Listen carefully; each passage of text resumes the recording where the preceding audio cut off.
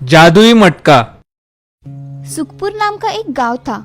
उस गांव में एक किराने की दुकान थी जिसके मालिक का नाम था सीताराम। सीताराम बहुत दयालु और अच्छा इंसान था। वो जब भी किसी को जरूरत पड़े तो मदद के लिए तत्पर रहता था। परंतु उस गांव में हमेशा सूखा रहता था। उस गांव में वर्ष में सिर्फ एक ही बार बारिश होती थी, इसलिए गांव में पानी की बहुत दिक्कत होती थी। गांव के लोगों को पानी के लिए बहुत दूर जाकर मटके में पानी लाना पड़ता था। एक बार की बात है, गर्मी का मौसम था। सीताराम अपनी दुकान में बैठा था। एक बूढ़ा इंसान इतनी गर्मी में उसकी दुकान पर आया और बेटे, क्या मुझे थोड़ा पानी मिल सकता है? बहुत प्यास लगी है बेटा। सीताराम के पास एक मटका था जिसमें बहुत मुश्किल से सीताराम ने पानी भरा था। सीताराम ने सोचा, मैंने बहुत मुश्किल से ये पानी का मटका भरा है। अब अगर ये मटका खाली हो गया तो इतनी गर्मी में ये मटका भरने में बहुत दिक्कत होगी। परंतु सीताराम बहुत दयालु था। उसने उस बूढ़े इंसान को पानी दिया। बूढ़े इंसान ने पानी पिया। फिर उस बूढ़े इंसान ने एक और बार पानी मांगा। सीताराम मटके से पानी दे उससे पहले ही उसने पूरा मटका उठाकर सारा पानी पी लिया। सीताराम ये देखता ही रह गया। उस बूढ़े ने सीताराम को कहा, धन्यवाद बेटा, तुमने आज मेरी प्यास बुझाई है। किसी की प्यास बुझाना बड़े पुण्य का काम है बेटा, इसलिए भगवान तुम्हारा भला करेगा। ऐसा कहकर वो बूढ़ा इंसान चला गया। थोड़े समय बाद उस गांव के सरपंच विनोद दास आए। उन्होंने सीताराम को कहा, सीताराम, इस पर्ची में मैंने जो सामान लिखा है वो मुझे जल्दी दे दो। आज मेरे घर मेहमान आने वाले हैं। सीताराम ने पर्ची के अनुसार सामान देना शुरू किया। अरे सीताराम, थोड़ा पानी मिलेगा? बहुत प्यास लगी है भाई। सरपंच जी, मटके का पानी खत्म हो गया है, इसलिए मैं आपको पानी नहीं दे सकता। कितना झूठ बोलते हो सीताराम तुम। तुम्हारे पीछे का मटका तो पानी से भरा हुआ है।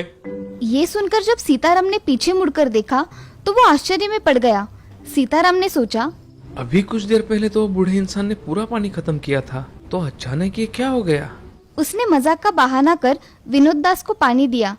पानी पीकर विनोद दास चले गए।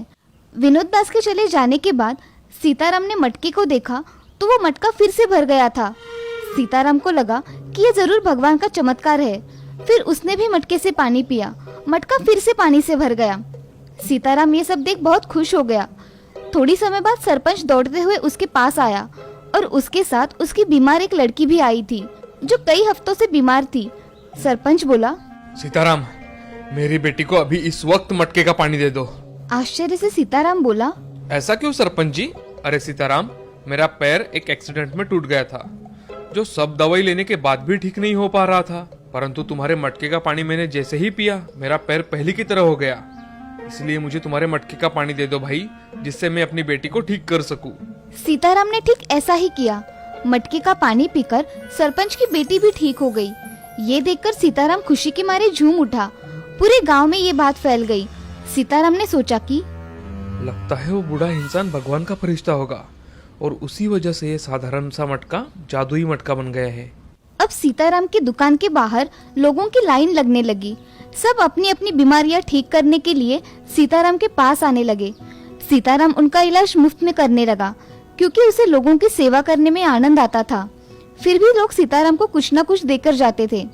सीताराम कुछ ही दिनों में धनवान हो गया। एक दिन फिर से एक बूढ़ा इंसान सीताराम की दुकान पर आया और उसने सीताराम से पानी मांगा।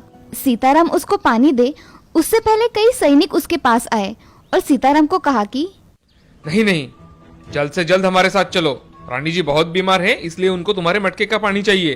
तभी सीताराम ने सैनिकों से कहा, जनाब, सिर्फ 2 मिनट रुक जाइए, मैं इस बूढ़े इंसान को पानी दे दूं। नहीं, तुम अभी हमारे साथ चलो। राजा रानी के ठीक हो जाने पर तुम्हें बहुत सारा धन देंगे। सीताराम लालच में आ गया और उस बूढ़े इंसान को पानी दिए बिना ही चला गया। जब वो मटका लेकर महल पहुंचा तो मटके में देखा तो पानी ही नहीं था। सीताराम बड़े आश्चर्य में पड़ गया। राजा ने उसे रानी को ठीक करने को कहा। तब उसने कहा कि महाराज, ये अचानक क्या हुआ? मटके में पानी ही नहीं है। राजा बहुत क्रोध में आ गए और धक्के मारकर सीताराम को राजमहल से निकाल दिया। राजमहल से निकलने के बाद सीताराम सोच में पड़ गया। लगता है वो बूढ़ा इंसान वही फरिश्ता होगा जो पहले मेरी दुकान पर आया था। मैंने आज उसको पानी दिए बिना ही धन के लालच में राजमहल चला गया। ये सब उसी का नतीजा है। सीताराम को बड़ी आत्मग्लानि हुई और उसने मटके की वजह से कमाया हुआ सारा धन मिलाकर एक पाइपलाइन बनाई जो गांव से दूर स्थित तालाब और गांव को जोड़ती थी। उस पाइप के जरिए गांव में अब पानी आने लगा, जिससे किसी को भी अब गांव से दूर तालाब में पानी भरने ना जाना पड़े और ना कोई भी व्यक्ति गांव में प्यासा रहे। देखा दोस्तों, हम जिंदगी में चाहे कितने भी सफल हो जाएं, हमें अपना वो स्वभाव नहीं छोड़ना चाहिए जिससे हम इतने सफल हुए हैं। बहुत समय पहले की बात है। एक बड़ा मेहनती किसान था। उस बार उसकी फसल भी बड़ी अच्छी हुई थी। आखिरकार मेरी मेहनत सफल हुई। उसने शहर की मंडी में काफी अच्छे मुनाफे से फसल बेची। 300 सोने की मुहरे। इस मोटी रकम के बारे में मैं किसी को नहीं बताऊंगा। घर आकर उसने धन जमीन में गाड़ दिया। बस अब इसे कोई नहीं चुरा सकता। कुछ दिन बाद 300 ही थी या ज्यादा? एक बार फिर से गिन के देखता हूँ। उसने दरवाजा बंद कर सौकल लगा दी। अब कौन आ टपका? मोहरे छिपा देनी चाहिए। उसने जल्दी से मोहरे थैली में भर दी। हे भगवान, कहाँ छिपाऊं इस थैली को? ये पतीला ठीक रहेगा। दरवाजे पर उसका मित्र खड़ा था। अरे दोस्त, मैं बाजार जा रहा था, सोचा शायद तुम्हें भी चलना होगा। हाँ हाँ चलो। इतने में उसकी पत्नी भी आ गई। भाग्यवान, मैं दोपहर तक आ जाऊंगा, खाना तैयार रखना। जल्दी में वह मोहरों वाली थैली की बात भूल ही गया। उसकी पत्नी रसोई में आई तो घर में पानी की एक बूंद भी नहीं है, मुझे पहले पानी लाना चाहिए। उसने एक पतीला उठाया। नदी की ओर जा ही रही थी कि अचानक उसे ख्याल आया। वो लौटने पर घर सूना पाएंगे तो चिढ़ेंगे। वाह, कसाई आ रहा है, बेचारा हमेशा मदद करता है। भैया, थोड़ा पानी ला दोगे? जरूर ला दूंगा बहन, लाओ पतीला। तुम घर जाओ, मैं पानी लेकर आता हूँ। नदी की ओर जाते समय उसे पतीले में कुछ आवाज सुनाई दी। क्या है इस पतीले में? अरे थैली, इतने सारे सोने की मुहरे, मेरी तो किस्मत खुल गई। वो पानी की बात भूल ही गया और शहर की ओर भागा। आज तो मैं अपने दोस्तों को दावत दूंगा, दावत। बाजार जाकर उसने एक तगड़ा बकरा खरीदा और लौटते समय मैं भी कैसा मूर्ख हूँ, थैली पर किसकी नजर पड़ गई तो इसे तुरंत छुपा देना चाहिए। लेकिन छुपाऊं कहाँ? अरे हाँ, बकरे के पेट से बेहतर जगह क्या हो सकती है भला? उसने वो सारी सोने की मोहरें बकरे को जबरदस्ती खिला दी। थोड़ा आगे जाने पर उसे अपना बेटा मिला। मुझे शहर में कुछ काम है, तुम इस बकरे को लेकर घर जाओ। ठीक है बापू।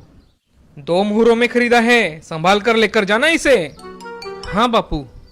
रास्ते में लड़की को किसान और उसका मित्र मिले। बड़ा तगड़ा बकरा है, क्या तुम इसे बेचोगे? पहले दाम कितना दोगे बताओ। मैं इस बकरे के तुम्हें 3 मोहरे दे सकता हूँ। ठीक है, ले लो। वाह वाह, आज बड़ा अच्छा सौदा रहा है। इस सौदे से तो बापू बड़ा खुश होगा। एक मुहर का फायदा जो हो गया। इधर किसान जब बकरे को लेकर घर लौटा। कितना तगड़ा बकरा है। हाँ, दोस्तों को दावत दूंगा, तुम इसे पीछे आंगन में बांध दो। और जैसे ही किसान घर में घुसा तो अरे मेरा पतीला कहाँ गया? मैंने पतीला यहाँ रखा था, क्या किया तुमने उसके साथ? कसाई को पानी लाने के लिए दिया था, लेकिन वो अभी तक आया ही नहीं। अरे भाग्यवान, वो कभी अब आएगा भी नहीं। पतीले में सोने की मुहरों वाली थैली थी। हाय राम, मुझे बताया क्यों नहीं आपने? हे भगवान, मेरे खून पसीने की कमाई लुट गई। जी आप दिल छोटा मत कीजिए, हमारी ईमान की कमाई कोई नहीं छीन सकता। ठीक कहती हो। चलो बकरे की बलि देकर भगवान से न्याय की दुआ मांगते हैं। दूसरे ही पल वह रसोई में दौड़ता हुआ आया। बड़े खुश हो? क्या माजरा है? मेरी मुहरों वाली थैली, मेरा धन बकरे के पेट में मिल गया। लेकिन वो वहाँ कैसे पहुँची? कसाई ने ही ठूसा होगा, उसी के बेटे से बकरा खरीदा है मैंने। अच्छा सबक मिला है उसे। अब धन हमेशा मैं अपने पास ही रखूंगा। दूसरे दिन किसी काम से किसान को शहर जाना था। लौटते समय कितनी गर्मी है, पानी में गोता लगा लेता हूँ, मजा आ जाएगा। अपने कपड़े और थैली वही किनारे पे रखकर वो नदी में उतर गया। उधर से गुजरते हुए एक चरवाहा की निगाह थैली पर पड़ी। अरे सोने की मुहरे, मेरी तो किस्मत खुल गई। और वो थैली लेकर चला गया। रास्ते में लगता है कोई आ रहा है, जरूर मेरी थैली छीन लेगा। मुझे इसे कहीं छुपा देना चाहिए। उसने थैली कुएं में फेंक दी। इसे बाद में आकर ले जाऊंगा। इधर किसान तरोताजा होकर बाहर निकला। हाँ, मजा आ गया। अब जल्दी घर चलना चाहिए। अरे मेरी मुहरों वाली थैली कहाँ गई? हे भगवान, मैंने फिर से धन गवा दिया। शोकाकुल किसान घर लौट रहा था कि आंधी आई। अरे मेरी पगड़ी! पगड़ी के पीछे भागता किसान कुएं के पास आ गया और पैर फिसलकर कुएं में गिर गया। बचाओ बचाओ, मेरा धन मुझे फिर मिल गया। वो कुएं से बाहर आया और घर पहुंचा। दूसरे दिन किसान और चरवाहे की भेंट गांव के बाजार में हुई। बड़े दुखी हो भाई, क्या हुआ? मैंने सोने की सिक्कों की थैली एक कुएं में छुपाई थी, अब जाकर देखा तो गायब है। मतलब वो थैली मेरी नहीं थी? तुम्हारी थैली सुरक्षित है भाई। मैंने समझा नदी किनारे खोई मेरी थैली है। आओ, तुम्हारा धन तुम्हें दे दूं। घर जाकर किसान ने मुहरों वाली थैली उसे दे दी। भगवान करे तुम्हारी थैली भी तुम्हें जल्द मिल जाए। जब चरवाहा घर की ओर जा रहा था, कैसा मूर्ख है, अपनी थैली भी नहीं पहचानता। चरवाहा घर पहुंचकर मेरे खोखले डंडे में ये मुहरें सुरक्षित रहेंगी। चरवाहा सारी सोने की मुहरें उस खोखले डंडे में डाल देता है और दूसरे दिन नदी किनारे टहलते समय वो फिसल गया और डंडा भी पानी में जा गिरा। इसके पहले कि वो डंडा पकड़े, एक जबरदस्त लहर उस डंडे को बहा ले गई। दूसरे किनारे पर किसान नहा रहा था, तभी उसे वो डंडा उसकी ओर आता दिखाई दिया। बड़ा अच्छा डंडा है, चलो इसे घर ले चलता हूँ, काम आएगा। किसान वो डंडा लेकर जब घर आया, जलाने के लिए लकड़ी ही नहीं है। आज ही ये डंडा मिला है, अभी का काम चलाने के लिए इसे ही काट देता हूँ।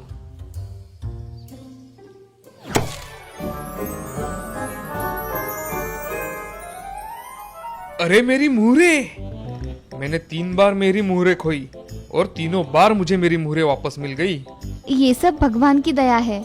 इस कहानी से हमें ये सीख मिलती है कि ईमानदारी की कमाई कभी कोई छीन नहीं सकता। भगवान तुम्हें वो हर हाल में वापस दे देता है।